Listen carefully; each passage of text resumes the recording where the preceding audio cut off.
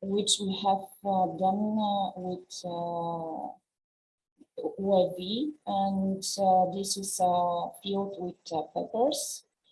Also, we have visualized here two satellite images. The one in the middle, it is from Sentinel 2 satellite, and the one on the right side is image with high resolution provided by European Space Imaging. As you see, the spatial resolution for this kind of analysis is really important. So you can see how the spatial resolution of the UAV is visualized compared to the other images, satellite images. On this slide, we have visualized some of the first testing on the vegetation indices. This is the normalized difference vegetation index and the leaf chlorophyll index. They're really important for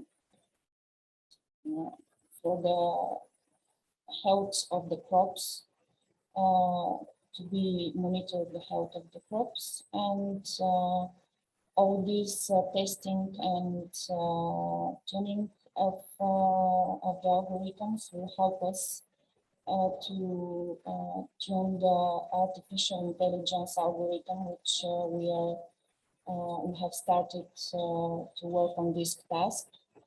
So we hope all this information will be used as input, and hope that all this information to be really useful, and we are really happy that this is the first program in Bulgaria using Earth observation data for farming. With this, this was my last slide, so thank you for your attention. Thank you very much, Katia, for your presentation and for this, very interesting overview over this national project of Bulgaria. We do have already at least one question for you, but we believe it's better to keep it for later. So we will give the floor to the next speaker that Francesca will introduce, and talk to you later. Exactly. So now, since we're talking about E-shape, of course, and the way these Earth observation services have to be sustainable also in the future, and E-shape is a very big component of this, is exactly the sustainability of these services in the future, also after the project development. And I would like to introduce you to Dara Boyle. He's a consultant from Evenflow, and he's going to talk to us about Earth observation, sustainability, and the digital agricultural market. So Dara, the floor is yours. Thank you. Thank you, Francesca. I guess you can see my screen. Yes. So hi, everybody. I'm Dara Boyle. I work for Evenflow, as Francesca just said. We are a space consultancy based in Brussels. A lot of the work we do is in market monitoring and market analysis. And in particular, we do a lot of work on the agricultural market in relation to EO. So that's what I'm going to talk about today. Going to just give a little kind of outlooking view of the market in general, some of the main key trends and this overarching policies, and then discuss how we match the market analysis we do at Evenflow with the sustainability of the E-shape pilots. So a few very high level emerging trends in the sector. Obviously, the European Green Deal is one of the most important and far-reaching policies in Europe. Basically, by 2050, Europe hopes to be climate neutral. So this is dictating the way in which the economies and the countries are going to have to turn in the coming decades. Huge implications from the Green Deal for agriculture. I'll talk about that a little bit later on. Something that's a little bit more close to us in time is the EU's digital decade, which runs, we're actually at the very beginning now. It runs 2020 to 2030. The idea behind the digital decade is the EU want to really bolster digitization in the economy in Europe. So developing skills of citizens, converting businesses over to primarily digital technologies. For example, one of the goals of the digital decade is to have 75% of companies using some sort of cloud technology, AI, big data by the end of this decade. So that obviously has implications for EO and agriculture, given that EO is a digital technology, and a lot of companies involved in agriculture, even farmers, are going to have to start adopting these technologies. Not so much a policy, but a huge research program we all know about it. Horizon Europe has just started. It's running till 2027. 95.5 billion overall, and 15 billion of that is going into the digital industry and space cluster. So we're going to start seeing a lot of projects coming out relating to EO, particularly in agriculture. We're already starting to see that. We ourselves are involved in a number, so it's going to be pretty exciting to see all the different types of projects that are going to be coming up. I mean, obviously EO has a lot of applications in agriculture, but through our market monitoring and through our activities at Evenflow, we're starting to see it being used a lot actually in economic decision making. So we're seeing EO being used to monitor the likes of supply chains and then inform financial institutions about risk and investments. Let's say a portfolio has a company that is getting involved in deforestation or biodiversity loss. That's a risk for your investment. So EO is being used to verify a lot of things for financial institutions these days. We're just seeing that happening more and more. I'll talk a little bit more about supply chains in a moment. Obviously, the overarching policy in agriculture in Europe is the Common Agricultural Policy. The new CAP will take effect in 2023, and it's really going to push digital technologies and space technologies, GNSS and EO. One of the case studies I've been involved in is for a project called the Sentinel Benefits Study. So basically, the European Space Agency wanted to understand what the benefits are of using Copernicus Sentinels and the Sentinel data. So along with ERSC, actually, we at Evenflow have been analyzing the benefits associated. One in particular that has to do with agriculture and the CAP was a case study we did in Estonia, where the Estonian paying agency, so the agency responsible for distributing CAP payments to farmers, one of the requirements is you have to maintain a permanent grassland. The requirements are different in different countries, but in Estonia, there's a requirement to maintain permanent grassland. The way this was traditionally verified was the paying agency would send inspectors out to fields. They couldn't inspect every field, so they would inspect a small sample of fields. That cost time and money. Now, thanks to Sentinels and Earth observation, the Estonian paying agency can monitor 100% of fields rather than taking a small sample.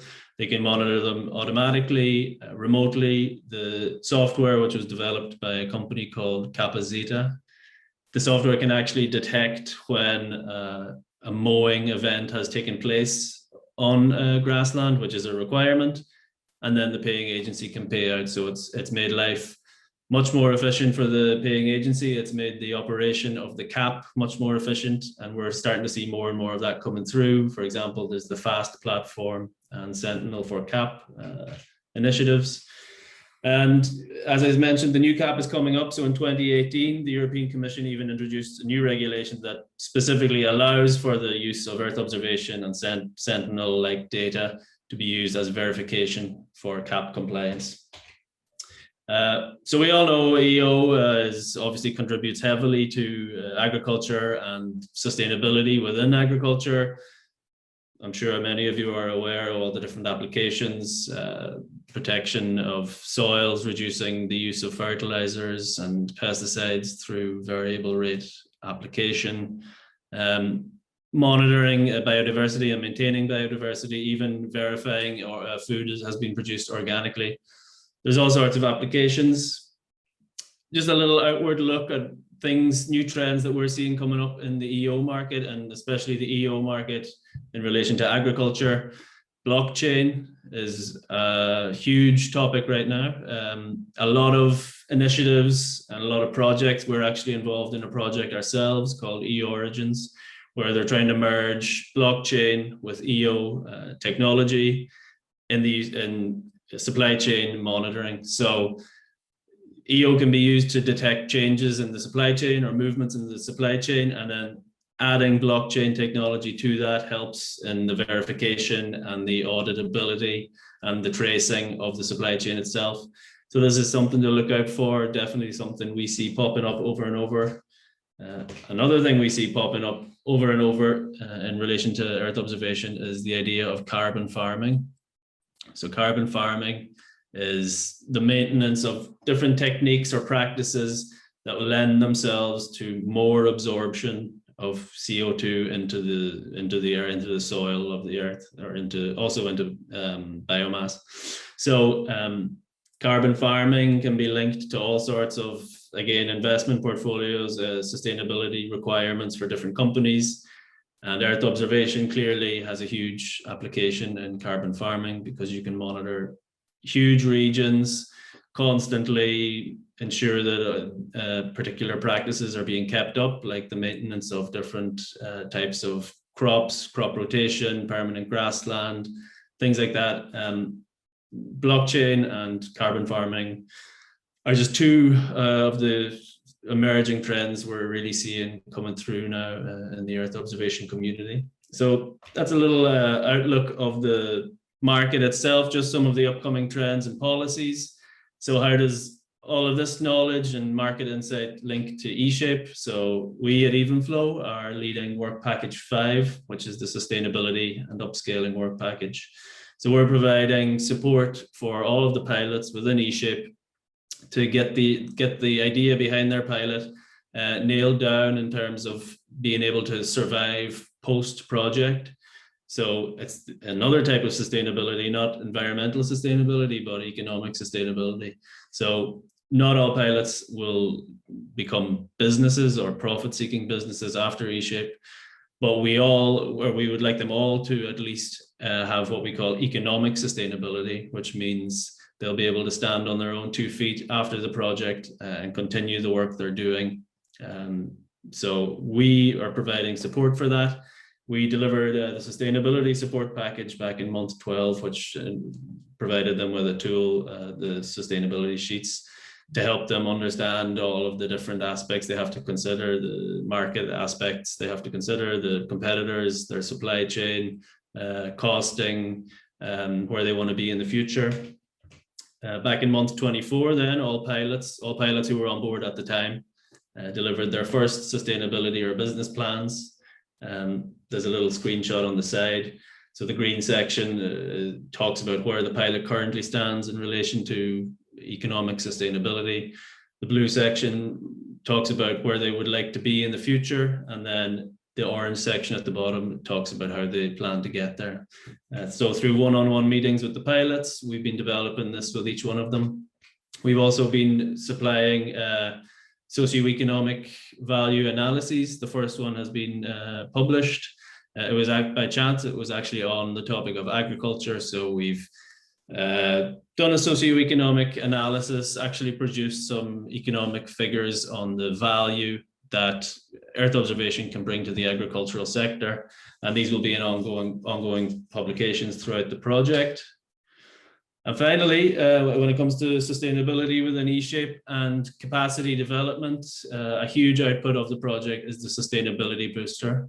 This is online, it's free, it's a website. If you Google eShape sustainability booster, you can visit the website. It basically provides capacity building tools to the pilots, but also just to the general public. It's open for everyone to see. We provide market insights. We publish 2 articles a month on EO, the market, and the upcoming trends.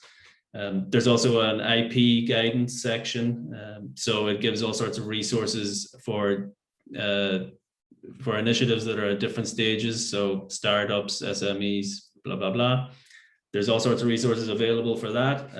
And finally, investment resources. So a portfolio of upcoming funding sources that people may be interested in applying for. Eventually, this whole website will also have a section where the pilots can speak with actual investors. There'll be a communication type applicability on the website, all with a view to increasing the capacity and sustainability of the eShape outputs. So that's it from me. One thing I would ask you to check out is in December, we're involved in the market report for USPA. So this is the first year. Traditionally, as GSA, it only involved GNSS. Now this year, it'll also involve EO, and there's a whole section on agriculture. So keep an eye out for the USPA market report, and also please check out the Sentinel benefits study. It's all online. You can just Google it and you'll see all of the benefits we've found. So thanks everybody. That's it from me.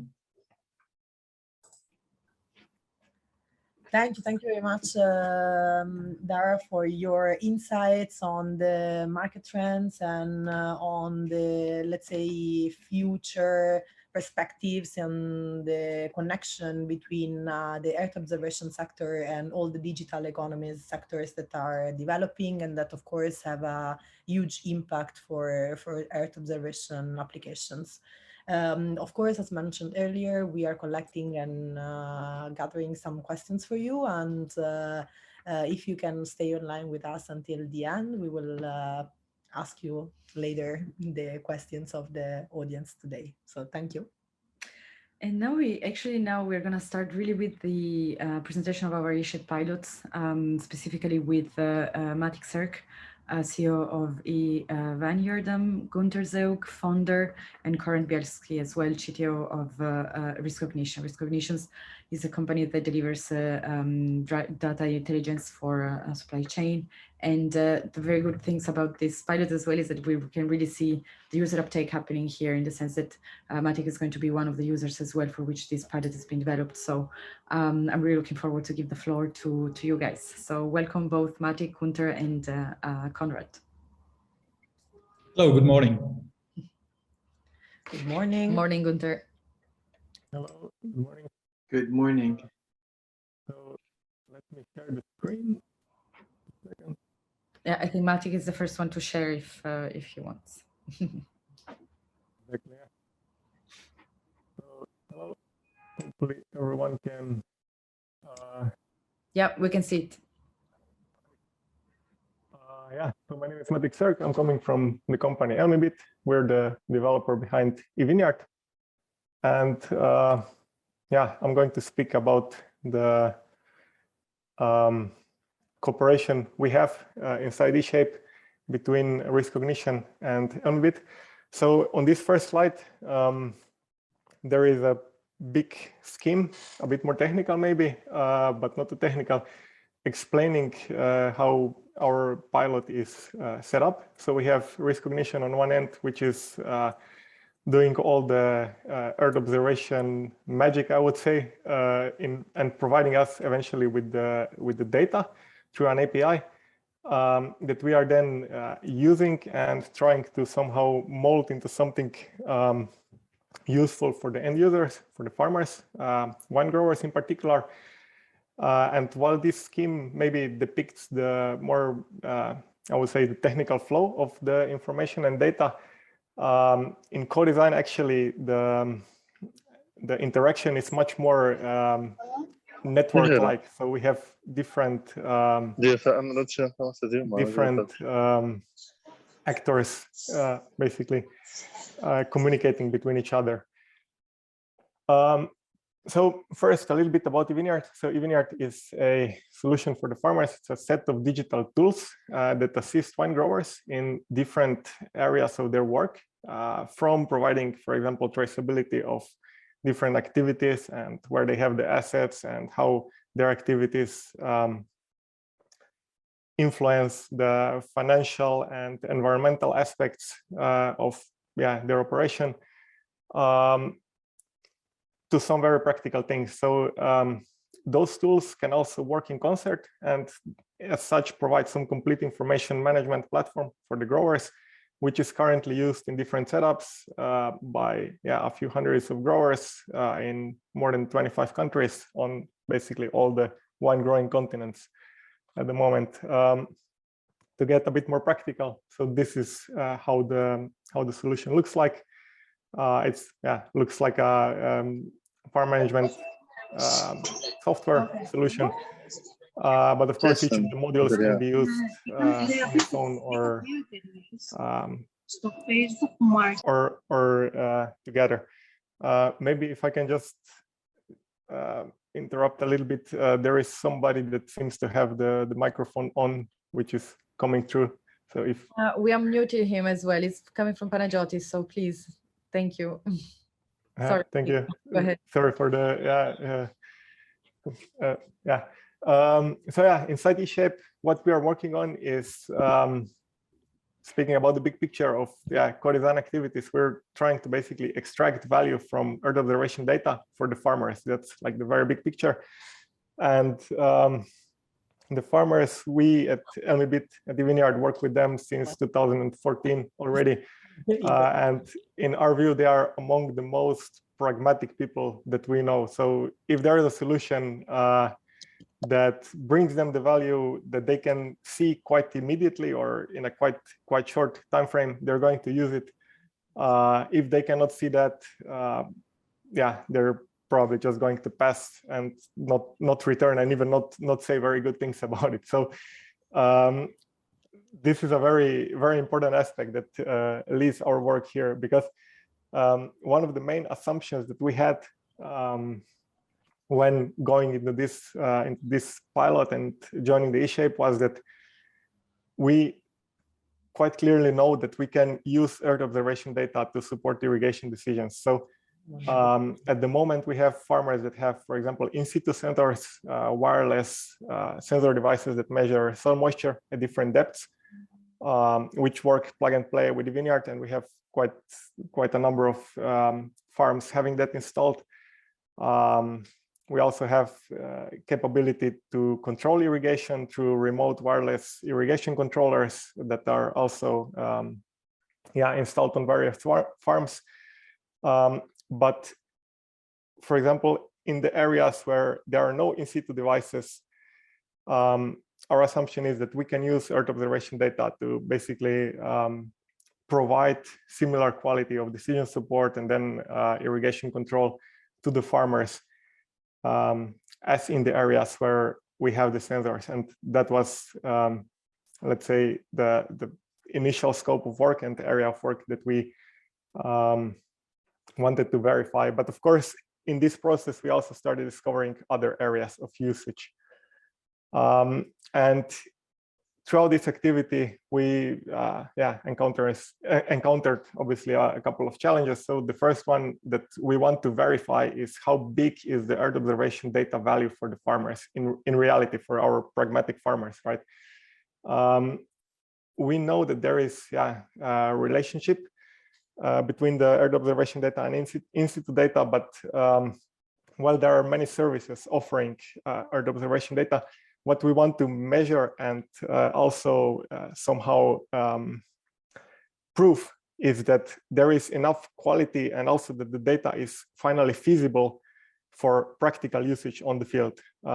And this is one pretty major challenge to go through that, because on one hand we have in situ data, on the other hand we have Earth observation experts from risk cognition, as well as we know the way of thinking of farmers. We have the farmers in this project, and bringing all that together. What we're doing is we're trying to understand the limitations of the data, as well as the value that the farmers perceive as the real value, and then try to find that intersection in our co-design activity. And of course, yeah, finally, we're providing an interface that we're going to show one early, I would say, early stage of this interface, for which one we are also measuring then the farmer interaction to finally have a hard metric of how much they are actually using this. So yeah, this is the work in progress of the interface, showing the data from risk recognition. I think risk recognition will speak a bit more about that part. Moving on to the next challenge. So besides irrigation, where else can the value be provided? We know from literature, different marketing materials of different providers of such data, that such data can be used in other vineyard management activities to detect maybe some irregularities and so on. But again, boiling this down to the pragmatic farmer, what they will actually use, where they actually see the value, is the second challenge. And while we speak with the farmers about different ideas, we also gather some requirements and ideas from their side. On the other hand, there are the possibilities of what is actually possible, what is visible, what is the frequency of the data resolution, and so on, coming from, again, the Earth observation experts. And what we're doing here in co-design is trying to match those two and basically come to something that actually provides the real usable value, and is, of course, possible to be reliably done. And the third challenge is, the last but maybe not the least, and I think risk recognition will be able to speak more about it, Konrad and Günther, following this presentation, is what's the best connection between the services, because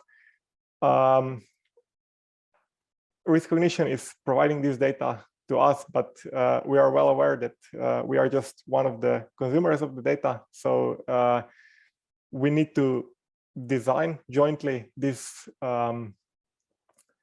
interaction between the systems in a way that it will also ensure wide usage of the data by the systems which are not, for example, farm management systems like ours, and so on. And yeah, as this goes on the interface level, it also goes on the level of which data is interesting, right? Because some of the data that we might consume might be interesting for somebody else, and this has to do a lot with probably the sustainability in the long run of the risk recognition service. And yeah, with this, I will finalize my part of the presentation and hand over to Konrad and Günther. Thank you. Great, thanks. Thanks, Matic. Yeah, should I just continue then, Francesca? Yeah, go ahead, Konrad. Okay, so let me just share our presentation.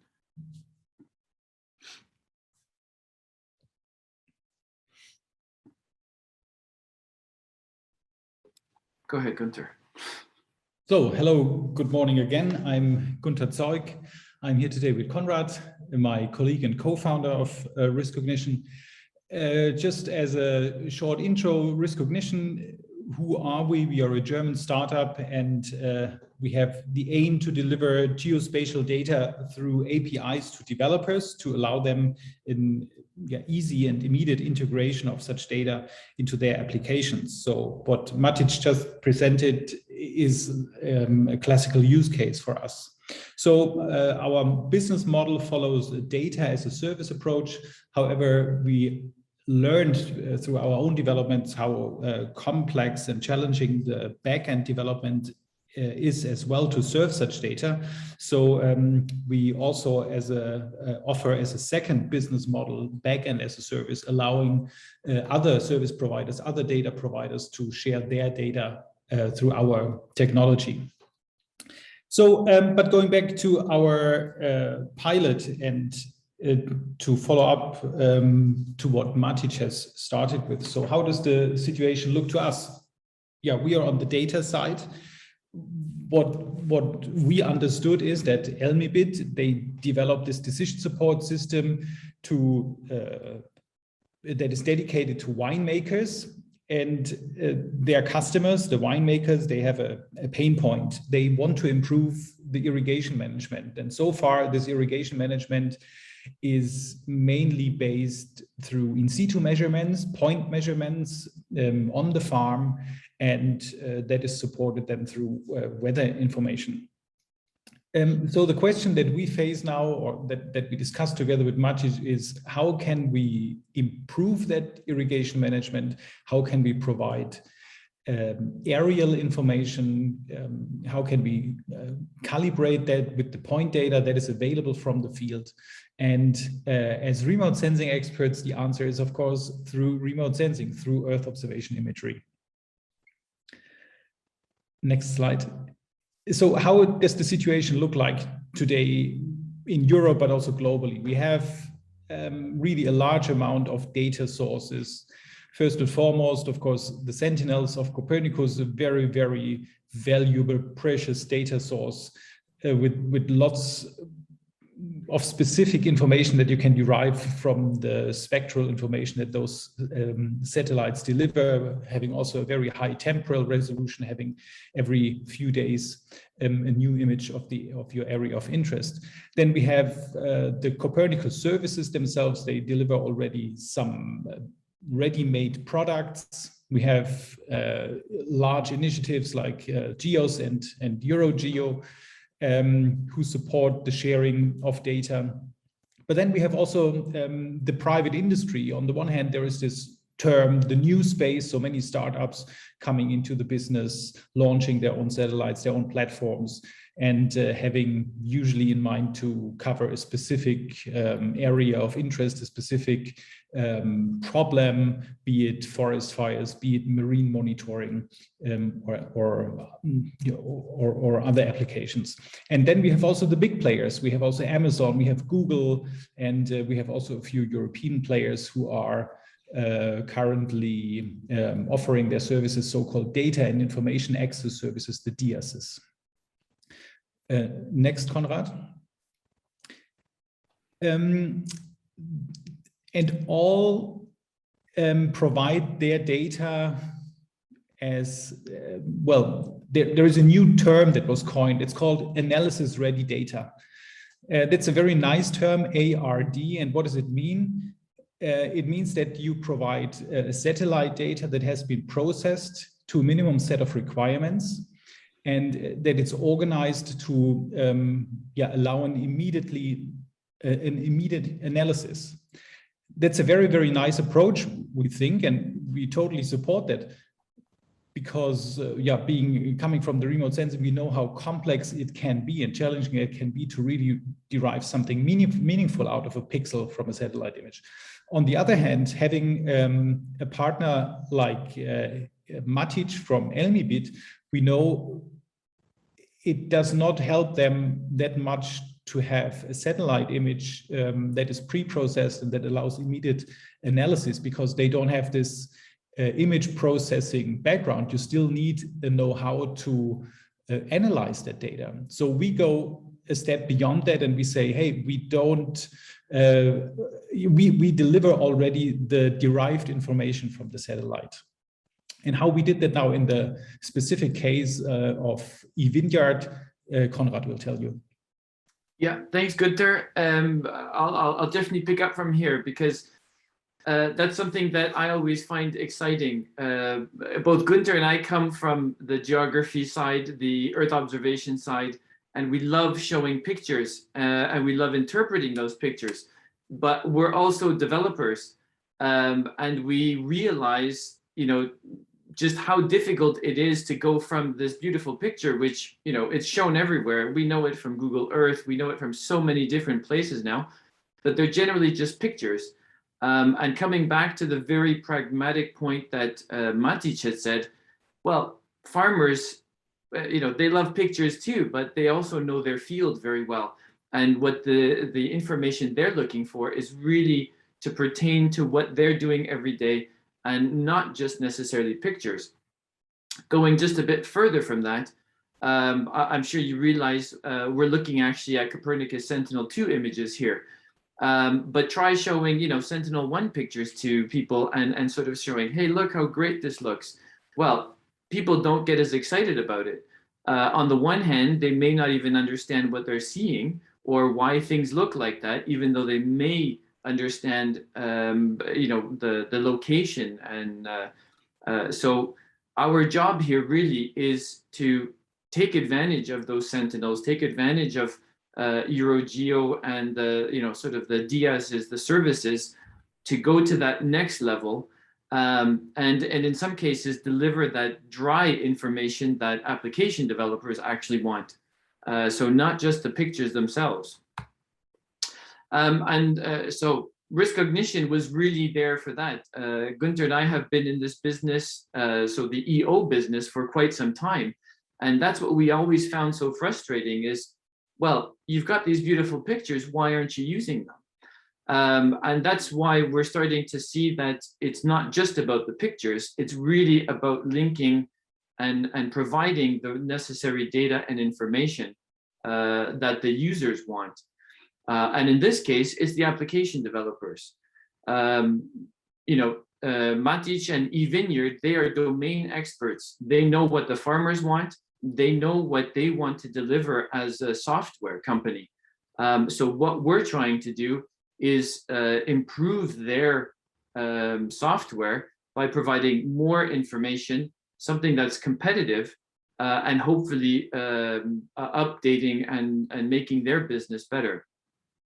So I'm just showing you the developer perspective.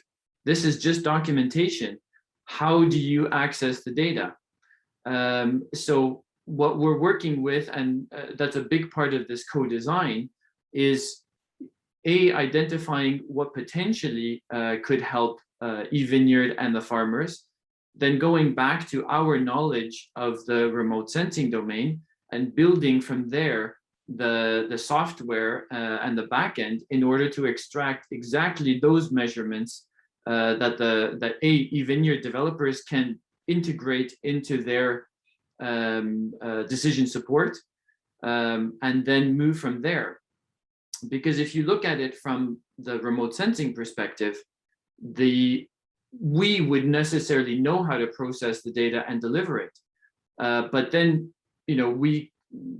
the goal here is actually to remove that challenge and really just bring the final bit to the application developers from an easy, read the documentation, as everyone says. So that's the part we're developing here. And as you can see, if you go to the riskognition.io website, we're literally just documenting our APIs, which are accessing the data through either the Sentinels, through the DIASs, or through other EO-based information sources, and tailoring them to what the developers are looking for. Okay, so just a quick explanation. The way we are developing it is through API calls, so application programming interfaces. Specifically, this is a REST API. So this is a very well-known internet way of sharing data. I mean, all our mobile phones today, you go anywhere on the internet, all those applications are using these types of APIs in order to provide you with that information. A great example is, your weather apps. In the back end, well, there's huge amounts of processing going on, but all you want to know is, what temperature and what is the forecast for where I am. Essentially, that's the direction we want to go with the Earth observation information as well, is be able to allow the application developer decide, what are the different inputs we're looking for, and how can I easily access them? And this is exactly the best way. All we're showing here is just the points that you would receive in the API call. And we're just using, off-the-shelf sort of chart producing result in order to demonstrate that, you can go on our website and do this yourself. Then, as Matic has shown as well, he's integrating exactly the same calls, but into his decision support system.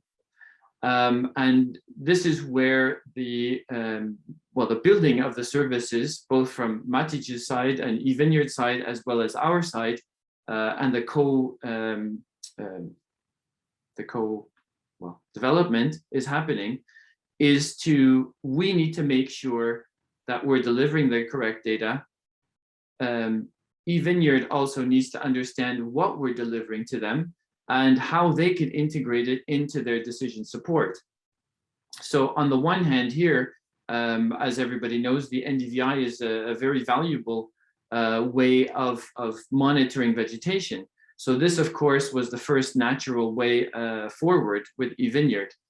I would say the next one is to go to the next level, EO, and that is to really cooperate more with what the farmer has, the information potentially that the farmer can provide. In this case, we're looking at the fact that a lot of Vineyard customers have soil moisture measurements, in situ moisture measurements, which they would like to see whether it's possible to extend over the entire field. Now here, there's a bit more processing, because on the one hand, the farmer would need to share with us that kind of information so that we can begin actually calibrating the Earth observation imagery that we're receiving and pushing that to the customer. So here, Vineyard, and then Vineyard will need to understand how best to integrate that into the decision support as well. So there's already quite a number of steps.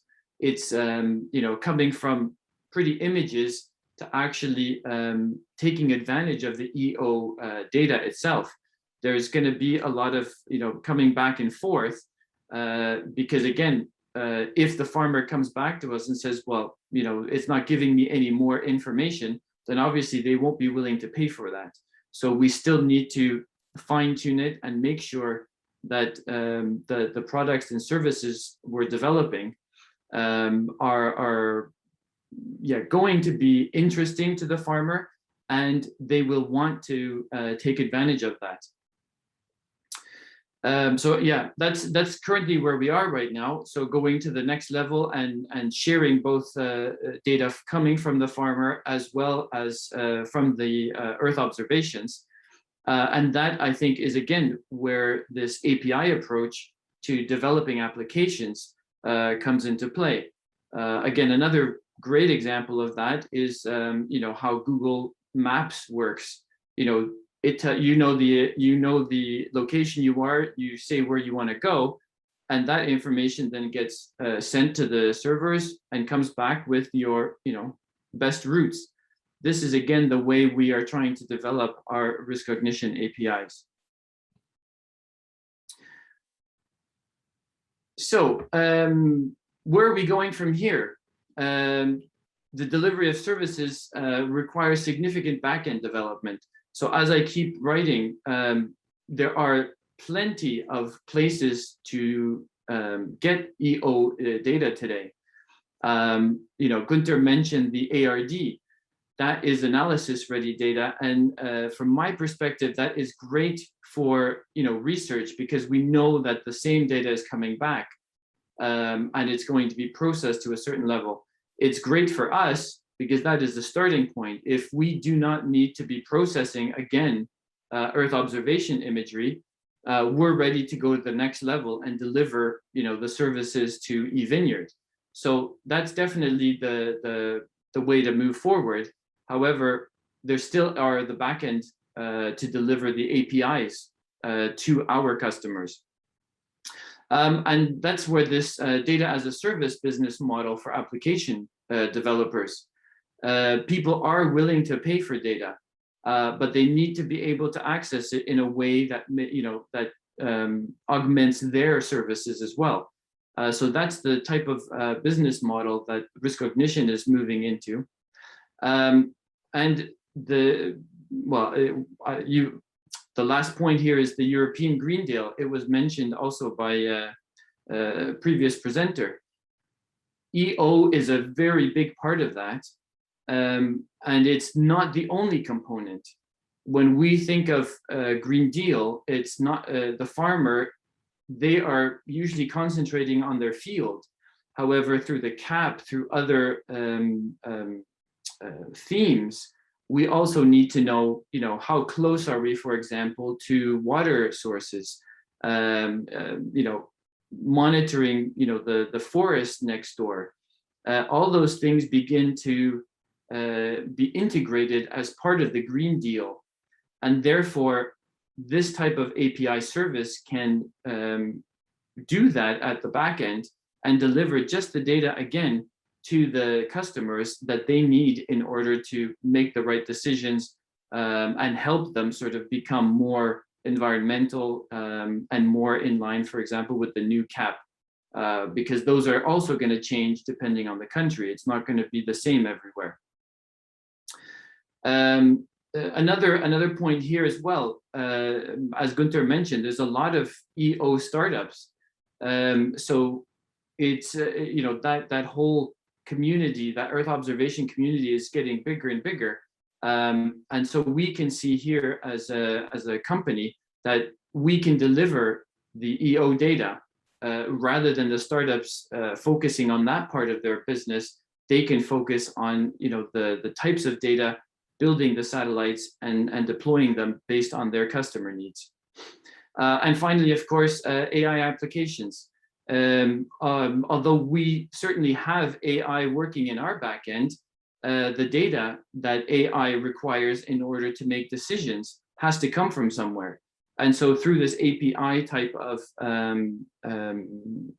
solution, other developers can integrate our EO information into their AI applications as well. Gunther, is there anything else you wanted to sort of add here maybe? No, I think that's a nice comprehensive overview. Thanks. Perfect. So just to finish on that, please check out our services. And even more importantly, we definitely would love to hear your data needs and feedback if you have any. So I'll finish there. Thank you very much. Thank you very much to the three of you, Gunther, Konrad, and Matic, for the presentation. I mean, we've been really carefully following what you were saying. A very interesting service and very interesting to understand a little bit the challenges of the user and what was addressed from the service point of view. So thank you very much. I mean, of course, still keep being online because we will ask you some questions at the end of the presentations. Thank you. And of course, also complement Anna, at the end of these presentations, we will be sending as well to the different attendees, like a small survey, really to gather and to try to reach every and to know which kind of data needs and more feedback that could be definitely useful for our pilots. So hang in there for this. And now I will definitely give you the floor now to Lauren Titz and Jürgen de Cloot. They're both part of Vito. Lauren is team leader of the agriculture applications, and Jürgen is the business development remote sensing manager. So guys, the floor is yours. Okay, thanks, Francesca.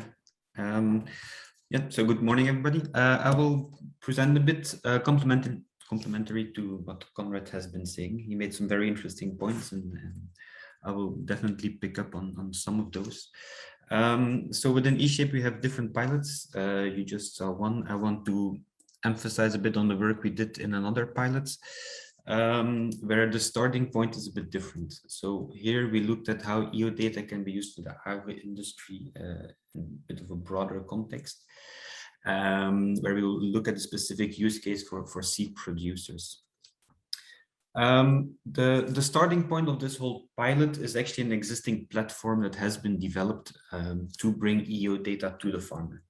So in Belgium, we have the Watch and Grow application, which has been developed specifically for potato growers, and then Jürgen will tell a bit more about the application itself. But so it has different functionalities, and it's really about bringing the data to the farmer, but not just the pretty maps, as was mentioned earlier, but also more actionable information about what he can do to improve his production as well. So there's a whole range of products. I will not go over them completely.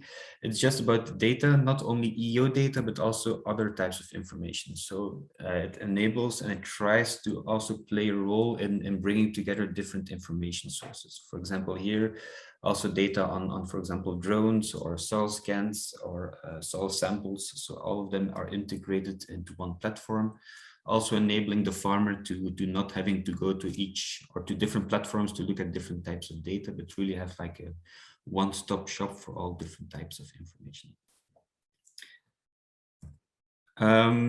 So there are a number of functionalities. It's like I said, it's not about just the pretty maps of how it's going this year, but it's also about having kind of the history of the field. So if he registers a field, he can also look at its history, how it's been performing the past year, which crops have been growing on that field and so on. Because a farmer not always has that information, and it's quite important to already decide, for example, which crop to grow next season. It's important to know the history. So it's not really that advanced EO data, but it's already quite valuable for different aspects of the cultivation process. Let me see. So what we try to do in eShape is we have this platform. It's been made for farmers. It works really well. We have good feedback. So in eShape, we really try to see, okay, it's been there for farmers, but how can we really make it work for other actors as well? For example, we make yield estimations, or farmers give the actual yields of that year after harvest. They give it into the dashboard. So we have information on the yields as well. So that also is interesting for a number of actors as well. For example, the processing industry is really interested in, during the growing season, which yields can we expect? But also after the harvest on which yields were actually obtained. If you look at the damages, so there's a component on damages in the field as well. In turn, it can be very interesting for the agri insurance sector. A third possible application is, for example, we also have a tab on application maps, where the farmer and the EO data can be translated into action maps, for example, fertilization maps, irrigation maps. And that's not something we do by ourselves. It's something that we can do together with service providers, where they use our EO data to make their advice more spatially explicit or better. And through this platform, they can then offer it to the farmer as well. So it's initially was just a platform for the farmers, but it's actually been growing and drawn attention from a lot of different actors as well. And I want to highlight one that we did in eShape. It's really looking at, okay, so we do it for farmers, but maybe we can also do it for other people. And here we have seed producers as a use case. So we have a company, CAC Seeds. And one of the things they do is they produce sugar beet seeds to be sold commercially. And so they have a lot of fields. If you look at the specific use case, they have a lot of fields where they grow sugar beets for seed production, but they have to be very far away from each other to avoid cross-contamination between the different varieties. So that means you have a lot of fields, very scattered, and for them, it takes a lot of time to actually visit all these fields. Especially during the end of the growing season, near June, when they do the harvest, they have to go to each field to see how mature the crops are, or how mature the seeds are, to be able to harvest in time, because they don't want to harvest too early, they don't want to harvest too late, because it has a large impact on the seed quality. So it's a quite precise operation, but it takes a lot of time. They have to drive around for a lot of hours. And so they were interested in the use of EO data to help them. And so after talking back and forth, we got to the requirements they would need for this product. So they would like to know when to harvest within a 2-day accuracy. And they would like to know it also starting 2 weeks before the estimated time. So if they could have such a service, it would really help in their daily operations. So we set forth and tried to develop a EO-based harvest date prediction model, which is quite challenging and complicated. And there are different aspects to it. One is actually trying the relation between what we see with the satellites and the actual ripeness of the seeds. So we have evaluated different components there. And once we saw, okay, this is something we can use based on historical data, it represents the ripeness of the crop quite well. We can go forth and try to actually go and predict it. So we need to do some predictions in time, 2 weeks in advance. So the starting point here was we have this service called Kropsar, which enables us to provide cloud-free observations. And it's basically an integration of Sentinel 1 and 2. And through that integration, we can even have good observations of the field under cloudy conditions. So that's a neural network. It's machine learning based, where we integrate Sentinel 1 and 2. And so we thought, okay, so we can do this for actual observations. So maybe we can use a similar approach to make predictions, but instead of Sentinel 1, we use meteorological data. So weather information on temperature, precipitation, solar radiation, and so on, to try to predict how the crop will develop in the coming week, 2 weeks. So we go, instead of filling gaps with Sentinel-1, we go to predicting the values in time with using the weather predictions as well. So usually you have a 10-day or a 14-week forecast of your meteo data. So you can use these forecasts to actually convert them to your EO-based forecast as well.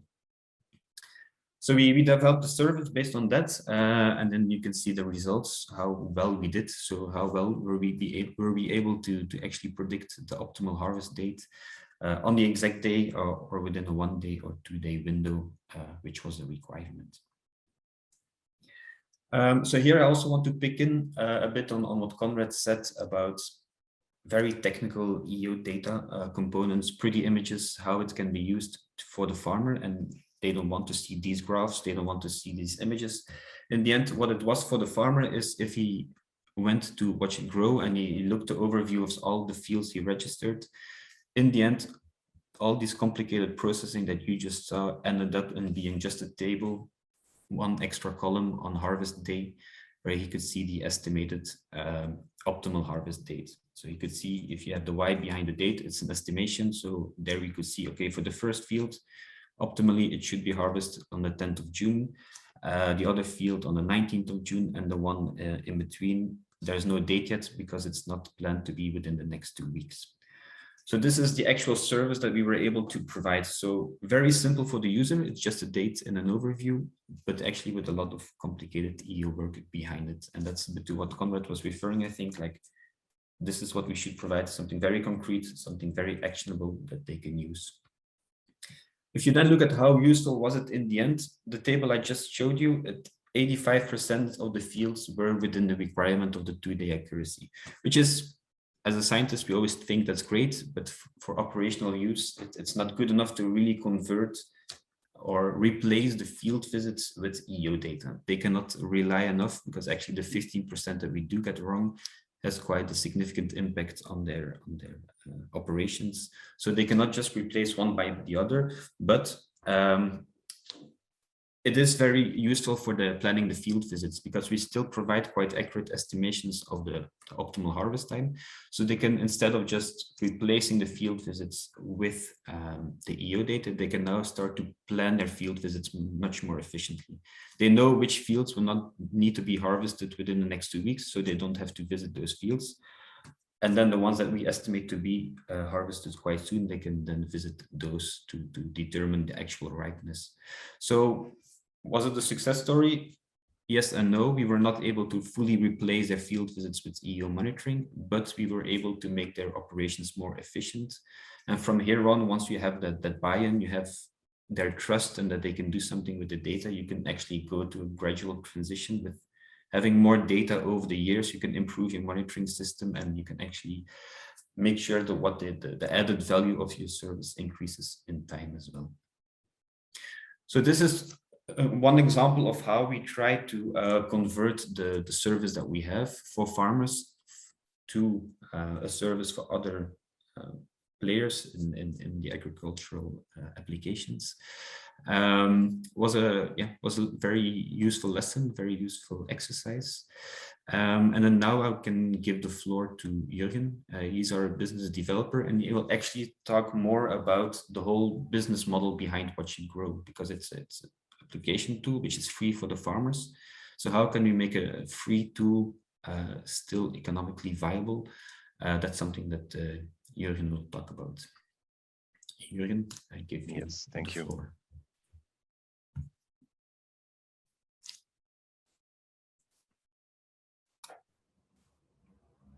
So Francesca, if you will allow me to share my screen. Okay. I think you should be able already. No. Let me try again. No. Hold on a second.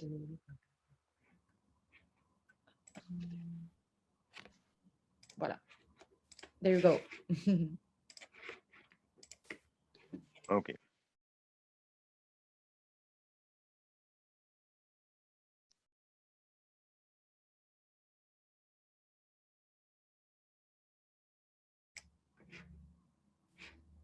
All right.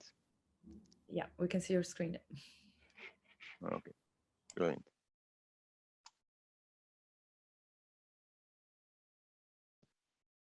Something was wrong here. Let me try again.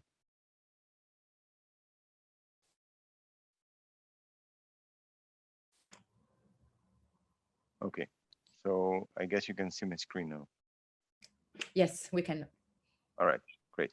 Okay, so a few slides on the case study that we did on what you grow and how to commercialize an application like what you grow. So a little bit of history. So we started with the research project on potatoes, and more specifically on developing a service, an EO-based service to predict yield for a number of potato varieties in a research-based approach. At the end of the project, we decided that we would take the results of the project and make them available through a application, through a web-based application. We called the or we named the application What You Grow. It was fully developed by Vito, but supported by Belgapom, and Belgapom is the interest organization of the Belgian potato processing and trade industry, which was quite important to have support of this sector. And soon this support also ended up in a partnership with also the Farmers Union in Belgium, where both the Farmers Union and the processing industry supported the further development of the application through a small investment, financial investment for the further development, but also incentivized farmers to share data through the application, which is very important, as the goal was to deliver data-driven advice to farmers. We also built a larger ecosystem around the application, where we also connected machine builders, agro consultancy companies like soil scanning service companies and so on, around the application, which is or proved to be crucial in the further development of the commercial aspect of the application. So why did we start with potatoes? Well, we live in Belgium, and in Belgium we have, as you probably know, optimal growing conditions for potatoes, and there's really a substantial economical value in the whole industry, where we have a large potato processing industry, a lot of farmers that grow potatoes. So the economical value is really important for Belgium as a whole, and that's why we decided to focus at first instance on potatoes, as it is a cash crop in Belgium. Now, it's not only Belgium, so it's in the region north of France, Belgium, the Netherlands, is the so-called potato belt, and there I think most of the European potato processing companies have a factory. Most of them are located in Belgium and the Netherlands, and the whole growing region is in this area that you can see here. So the economical value is also explicitly shown here by the growing employment. So where from 1994 until last year's employment in the industry, in the processing industry, nearly doubled, but also production grew substantially. So past few years, the total area of harvested potatoes, of number of hectares grown in Belgium, but also in the Netherlands and in France, Germany is growing, as well as the total production, of course. Then. Also in terms of investment, so it's a substantial. So the whole industry makes yearly substantial investments in both in their factories as in the peripheral parts of the industry, and you see also that it reflects in the total produced amount of frozen potato products. So nearly 2 million tons of frozen potato products, which makes Belgium the largest frozen potato products exporter in the world, followed closely by the Netherlands. So this is Belgium, the Netherlands, really the heart of the potato processing industry. Now, the goal of What You Grow, like Laurent explained, is to in a sustainable way increase the yields of usable potatoes, and all words are important there. So in a sustainable way, but also the usable potatoes. So in terms of quantity and quality of the potatoes, and we want to deliver data-driven advice through the application by creating a digital twin of any field. So the remote sensing data acts as an objective base layer of data, but we complement that data with a lot of in situ data, and coming from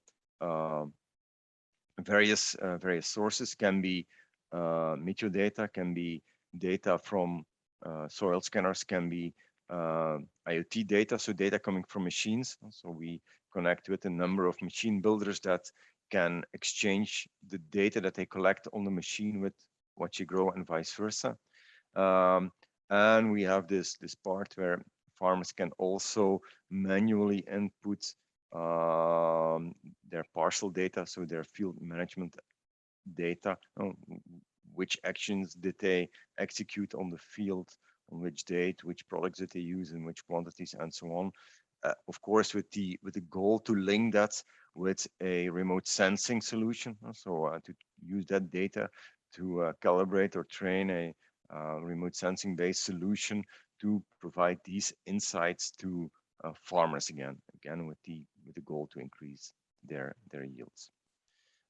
Obviously, because there is a growing demand from the food processors for potatoes, and the area where that is available to grow potatoes is limited within the region. So the road to commercialization is paved with data, as you understood, and so we are very data hungry, and there lies also the challenge. Like also the previous speakers explained, with only the remote sensing data, it will not be possible to come up with viable solutions. We need other sorts of data, in situ data as well, and there we need that data to support 3 types of users in the value chain. So specifically here, not specifically only targeted for potatoes, but in the potato use case, we identified as primary users farmers and agro consultancy companies. Secondary users, the processing industry, traders, machinery industry, input suppliers, and so on and so on. And then lastly, the tertiary users, can be supermarkets, but obviously also citizens. So we try to cover the whole value chain with solutions, as Laurent already explained in his previous presentation, and not only focus now on potatoes, but are expanding towards other crops as well, but trying to link that with the various stakeholders in the value chain. So when we talk about sugar beet, we also look, for example, to the sugar processing factories and to seed breeding companies in sugar beet, for example, and try to involve them in the application and try to service them with the EO-based solutions that we develop through what you grow. So looking at the primary users there, I think they're really the key stakeholders, but most difficult to convince. And here we have a little bit the chicken and the egg problem. And the farmers are only willing to use the application, to feed the application with data and to pay for the application whenever it delivers actionable insights for them. But of course, we first need the data before we can deliver actionable insights. So we're not yet at that point where we have enough data to bring enough added value to farmers. So we need, for now, to look at mainly the secondary users. And there we found that the willingness to pay is a little bit higher. Especially the processing industry and the traders, they see the long-term benefit of a datafication of their activities, and they have also a better view on the future challenges. So the Green Deal has been mentioned here before. I think that these companies really understand that they need data and objective data in order to be able to meet the challenges put forward by the Green Deal. At the same time, they have many other challenges that they face, and with a higher short-term return on investment. They can improve their efficiency in the factories with 1% or even with 0.5%. The return on investment there is immediate and much higher than investing in a long-term solution that is remote sensing based. But nonetheless, we found them willing to invest in the future development of the application, and they provided an indirect contribution by setting up a bonus system where they incentivize farmers to feed the application with data. So whenever a farmer delivers the parcel overview that they need to deliver anyway when they deliver potatoes to the factory, when they deliver that in a digital form through the Watch It Grow application, they get paid a compensation for that to incentivize them to input that data into the application and also deliver that in a digitized way, so that we can use it also to develop new products. We have links now with the machinery industry, where we can take in the data that they collect on the machines through an API, but also provide them added value to the forms of an actionable map, and that they can feed in their machine. So there is a two-way exchange of data, where at this stage no euro transactions are involved. So it's some kind of an in-kind transaction that we have set up there for the machinery industry. With input suppliers, we provide them with ad hoc or project-driven solutions, and the maps that Laurent showed on the yield potential, for example, is something that we is data or insights that we deliver to these type of companies whenever they are scouting for new fields, for example.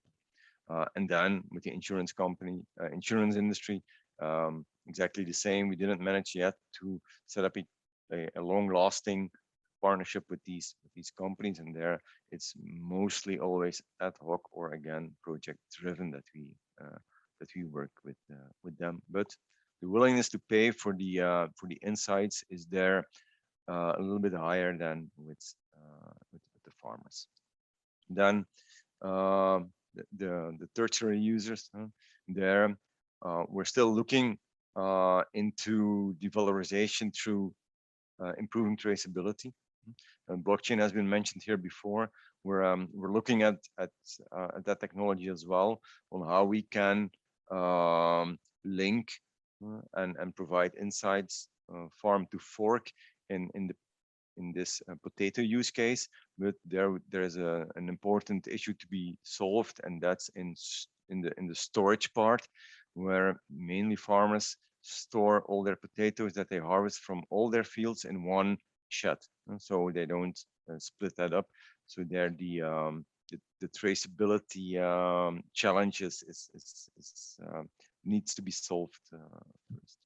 And then of course in sustainability, I think there is a huge potential. If you check the goals being put forward in the Green Deal, it's very clear that the EO-based services will have a substantial contribution in monitoring the environmental and the biodiversity improvements, but it will also play a role in helping the industry reduce the amount of agrochemicals used on field. So, as everybody understood and mentioned several times before, data here is really key. Without huge amounts of in situ data, it's very hard to deliver real added value products to the farmers for which they want or willing to pay. And we focused on the short term on the secondary stakeholders as both commercialization partners, but also we believe that they will be important for user uptake by setting up these bonus mechanisms. For example, we see that farmers are, or we have a growing user base of farmers that use the application and feed the application with data, which would not happen without this engagement of the industry. In terms of business models, it's an ongoing search on how we can valorize the results better. But I think we still need more added value and thus more in situ data before we can really start to build a economically viable solution out of what you grow. So I think for now and for the next few years, we'll still be in the investment stage, both from a data collection as from a monetary perspective. So that was my part of the presentation. Thank you very much, Jürgen and Laurent. Very, very insightful presentations. We are currently running out a little bit of time. So we've seen some questions in the chat, both for Dara and Matic, and we also found something for you guys, both from Vito and also for Katja. Annalisa, do we want to ask them directly? Yes, exactly. So thank you all indeed for the presentations today. It was very interesting to understand a little bit better how Earth observation can indeed be integrated with other data sources in order to provide very precise and actionable information for the farmers and for the basically all the stakeholders working working directly in the sector. I would like to start maybe with Katia. Katia, if you're online, can you please switch on your video and show up? We do have one question which was directed to you. I don't see Katia yet. Maybe she's not with us anymore.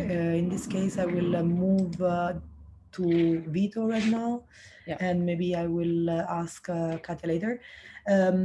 So basically, we heard a lot about the platform that you've been developing, the Watch It Grow for the potatoes production in Belgium. And our question was actually about the scalability of the solution itself. So we were wondering whether it can be extended, let's say, to other territories, both in Europe and potentially across the world.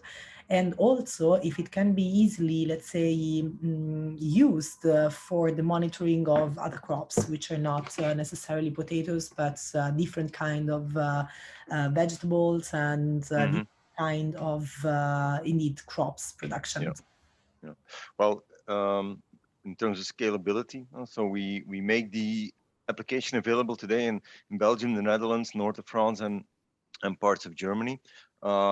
But obviously, we can also add the remote sensing data for any region in the world. And there are many platforms, the DIAS platforms, for example, where we can get the data, or we can post it ourselves. But there's obviously a cost involved, and we only set up a new country whenever there is a customer that is willing to pay for that.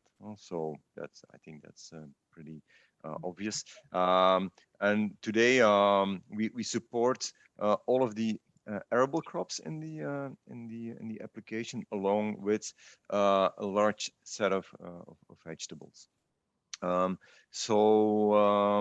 Especially in grains and sugar beet, we have some customers that use that data from the industry, and that is done. But in fact, the data that we collect from a remote sensing perspective, obviously it doesn't matter which crop is grown. The important aspect there is to collect in situ data to link it with the remote sensing data again. And so we in the application we also deliver insights on which crop is grown where. So we create a crop map where we use remote sensing data to map out which crops are grown where, in which quantities, and so on, which is already used as a base layer today in the application, and is used, for example, also to follow up on crop rotation, which is an important aspect in this within what you grow and within agriculture, of course. So short story, yes, we can, our short answer, we can scale to basically any geographical region, and we can cover all of the open field crops if you like. Great, thank you very much. And well, given that we are really running out of time, I think the Katia is here as well in case. Yeah, but she's having some technical problems. Yes. Okay. Yeah. Do you hear me now? Yes, we do. Okay. Sorry, my camera just dropped out, and I used different user. Unfortunately, I don't have a camera on this account. So could you please ask the question again, because I missed. No, don't worry. We did not. We directly moved to Jürgen and Laurent, so no problem. Well, actually, the question was about the impact of the project that you presented on the development of the national agricultural policy, basically how this project would contribute, and which will be the direct connection between the project itself, the outcome of the project, and the development of a Bulgarian agricultural policy. Okay, so these national programs, the agricultural one is a part of 12 programs, which the Ministry of Science and Education is funding in order to support the fundamental research, to tackle the social and economic challenges for the country, and also to support young people to be keen and work in the science sector. Regarding to agricultural policy, yes, of course, all these activities are in the area of research, but as a main interested stakeholder, of course, is the Ministry of Agriculture, and for sure there will be connections. So I can give the screen and the microphone to our director, Mr. Kaman Iliev, because he can explain more in precise about this. Kaman, are you here? Can you join? Thank you, Katja. Hello, Francesca. Hello, Annalisa. Thank you for this nice opportunity to speak to the auditory of the E-Shape. We are participating in this project as in another part, but now we can share our experience. It's a key project regarding the current situation of the space activity in Bulgaria, because we are now developing national space strategy, and for us it's very important to have some real practical example about the value and opportunity of the space application at the real economy. Agriculture sector is key economical sector for Bulgaria, and this is the reason that was decided to be as a first test pilot case for Bulgaria, to show how the Earth observation, especially Earth observation technology, but also in the project is very strong involvement of the GNSS technology. We try to connect these initiatives with the European program New Cassini. So this is the reason that agriculture was chosen as the first pilot sector to test capacity and current capability of technologies of Earth observation in Bulgaria. And we expect that this will support the modernization and the digitalization of the Bulgarian agriculture sector. Thank you very much, Kamen, for the explanation. And again, thank you for also being here today with us. And I would like to thank indeed everybody, because we're really running out of time, and we would like to leave the floor and give it to the Smart Farming Conference that is starting in parallel on another Zoom link. And with this, I would like to say that all the speakers are available to answer to all the questions that you might have also in the next couple of days. So please feel free to refer to them in case you have additional issues that have not been addressed right now. I would like to thank everybody again for the time and for having been active in the chat and having shared with us the questions and the thoughts. I hope that the webinar was interesting, and indeed that we managed to provide you some concrete examples on how Earth observation and data and services can indeed support the digitalization and the optimization of some different processes in the agricultural sector. I leave the floor to Francesca to wrap up and say goodbye. Thank you, Annalisa. No, I will definitely take over from your words. And again, thanks all the speakers. And of course, this is a very big important project, E-Shape, that we really want to communicate, that we find very important to communicate about, as it gives real example of practice examples through our pilots presentation. So this is our, I would say, conclusive wordings. And of course, the ecosystem is very variegate and full of many projects, both at national and international level. So also thanks to Katja and Kamen to have provided these insights. So to provide both, let's say, technical view with our pilots and also at national level, how these implementations can be bringing. So again, we will keep in touch with you. We will send you soon this afternoon a short let's say, review and survey on the workshop, and then we will be able to communicate the different results that we are going to analyze. So thanks again, and we'll keep in touch.